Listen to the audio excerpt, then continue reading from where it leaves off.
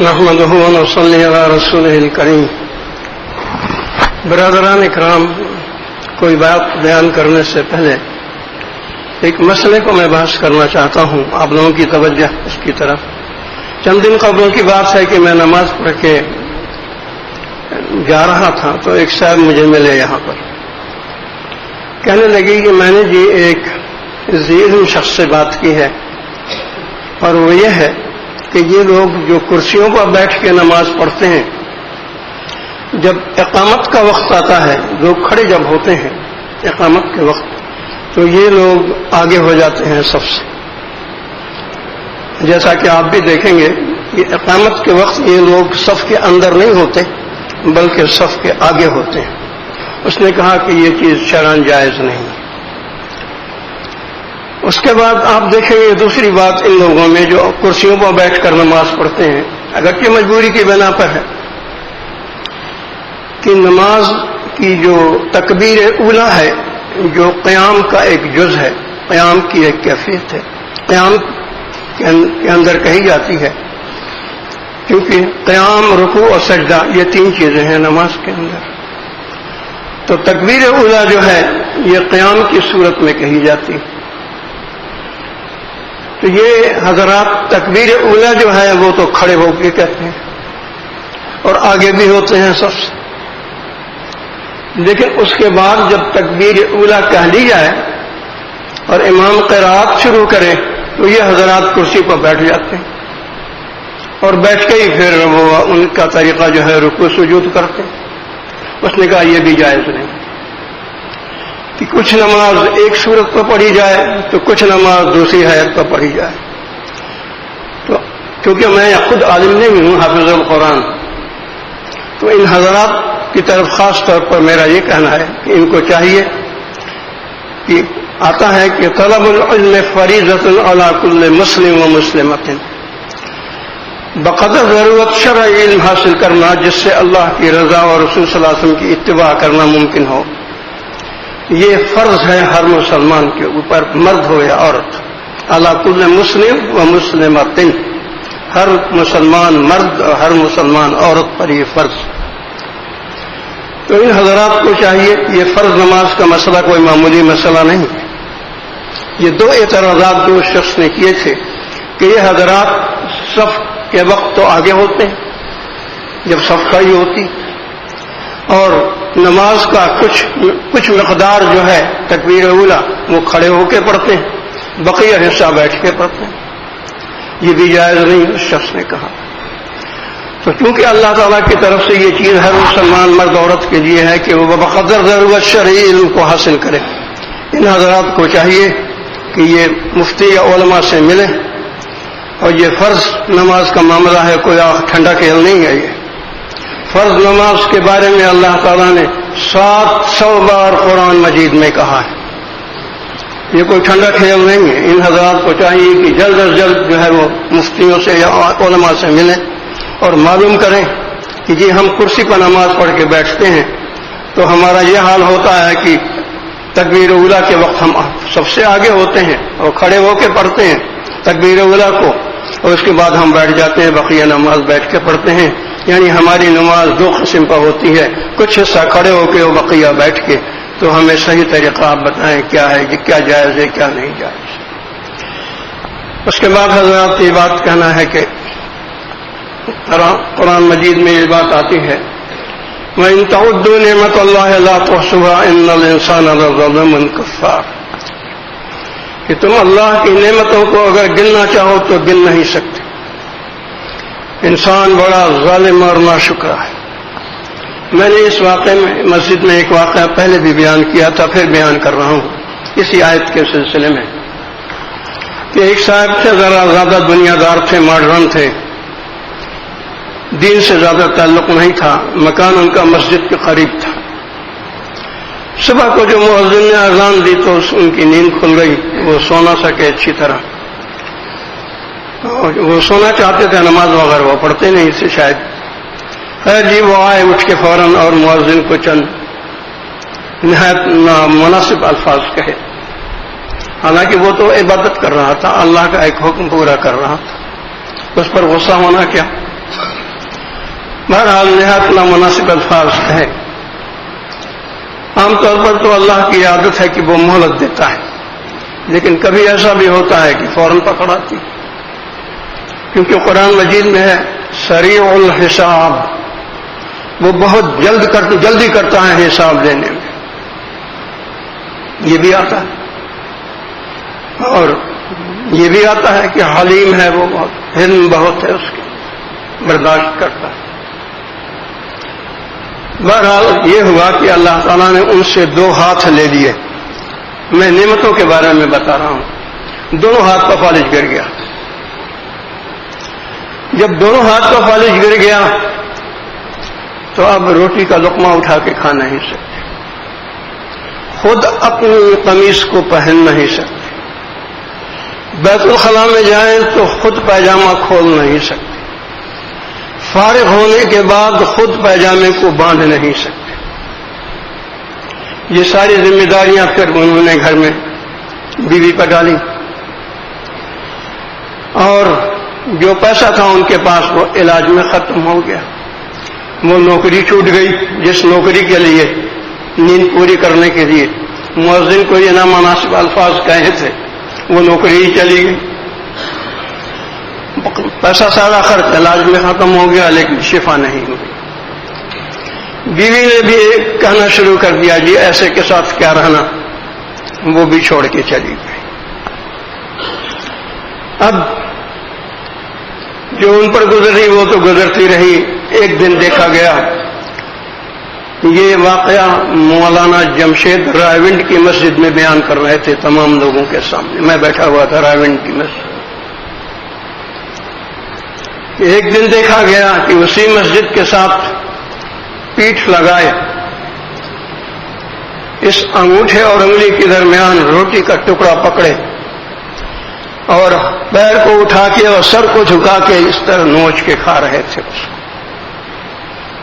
ان بطش ربک لشدید، تیرے رب کی پکڑ شدید ہے. کہ پیر کے 2 انگوٹھے اور انگلی کے درمیان روٹی کا ٹکڑا پکڑے، پیر کو اٹھا کے سر کو جھکا کے اس کو کھا رہے تھے. یہ حال پہنچ گیا. صرف 2 ہاتھ لیے، آنکھیں باقی ہیں، زبان باقی ہے، منہ باقی ہے، پیر باقی ہیں، ساری قوتیں باقی ہیں. صرف 2 ہاتھ لے لیے تو اس حال کو پہنچ گئے. تو اللہ تعالیٰ نے ہم پر یہ بڑا احسان کیا کہ رسول صلی اللہ علیہ وسلم کی امت میں پیدا کیا، مسلمان پیدا. 4/5 آدمی اس دنیا کے اندر کافر ہے، غیر مسلم ہے. مسلمان تقریباً 1 ارب 60 کروڑ ہے اس وقت. بقیہ جو آبادی ہے 6 ارب سے زیادہ ہے دنیا کی، وہ غیر مسلم ہے. ان کے جو مسلمان ہیں ان کے لیے تو یہ ہے کہ جو نیکوکار ہیں جنت میں جائیں گے، اور جو گناہگار ہیں کچھ عرصہ جہنم بھگت کے شفاعت کے ذریعے رسول صلی اللہ علیہ وسلم کی جنت میں پہنچ جائیں گے. اور رسول صلی اللہ علیہ وسلم نے بھی فرمایا، آپ کا قول مبارک ہے کہ میری امت کے اکثر لوگوں کا عذاب قبر تک محدود ہے. جب حشر میں آئیں گے تو شفاعت کے لیے رسول صلی اللہ علیہ وسلم موجود ہیں، اور امت کے بہت بڑے بڑے اکابر اولیاء صحابہ کرام سب کو اللہ نے حق شفاعت دیا ہے. یہ لوگ شفاعت یہ بھی کریں گے. مجدد افسانی رحمۃ اللہ علیہ فرماتے ہیں کہ مجھے اور میرے بیٹے محمد معصوم دونوں کو اللہ تعالیٰ نے حق شفاعت دیا ہے. امت کے جو بڑے بڑے اولیاء تھے ان کو بھی حق شفاعت دیا. تو اللہ تعالیٰ نے ہم پر یہ بڑا احسان کیا ہے کہ رسول صلی اللہ علیہ وسلم کا امتی پیدا کیا، مسلمان پیدا کیا. اس کے بعد ہمیں وہ روزانہ رزق دیتا ہے. شاید ہی کوئی بھوکا سوتا ہو، تو اس کے ان احسانوں کا تقاضا یہ نہیں ہے کہ صبح سے شام تک نافرمانیاں کریں، اس کی فرائض کو توڑیں، من چاہے زندگی بسر کریں. اور شرعی پردہ تو گھروں سے ختم ہو چکا ہے، چاہے وہ دیندار ہوں یا غیر دیندار، چاہے وہ ممبروں پر بیٹھ کے تقریر کرتے ہوں، چاہے وہ بڑی بڑی تبلیغی تقریریں کرتے ہوں. شرعی پردہ آج گھر سے ختم ہو چکا ہے. میں بڑے دینداروں کو جانتا ہوں جو علماء بھی ہیں ان کو بھی جانتا ہوں جو نکلتے ہیں باہر تبلیغوں میں بھی جاتے ہیں، شرعی پردہ نہیں ہے گھر کے اندر۔ دیور کو اللہ تعالیٰ نے بھوج کے لیے موت کہا ہے، اللہ کے رسول صلی اللہ علیہ وسلم نے حدیث شریف میں نے خود پڑھا ہے کہ دیور بھاوج کے لیے موت ہے، لیکن رسم و رواج کے بت کی پرستش وہ زیادہ ضروری ہے بنسبت اللہ کے حکم کے ماننے کے۔ یہ بت ہے بھی بہت قوی۔ راجہ داہر جس کو محمد بن قاسم نے شکست دی تھی، اس نے اپنی ایک بہن سے بھی شادی کی ہوئی تھی، اس کا نام تھا رانی کیکئی۔ بقیہ اس کی 11 بیویاں تھیں اس کو ساتھ لے کے۔ جب راجہ داہر کو قتل کیا ہے تو وہ 11 کے 11 جل کے مر گئی۔ ہندوستان میں یہ رواج کہ شوہر کے مرنے کے بعد بیوی، اس کو کہتے ہیں ستی ہونا، یعنی نجات پا جانا، تو وہ بیوی ستی ہوتی ہے، جل کے مر جاتی ہے، تو اس کی 11 بیویاں جل کے مر گئی۔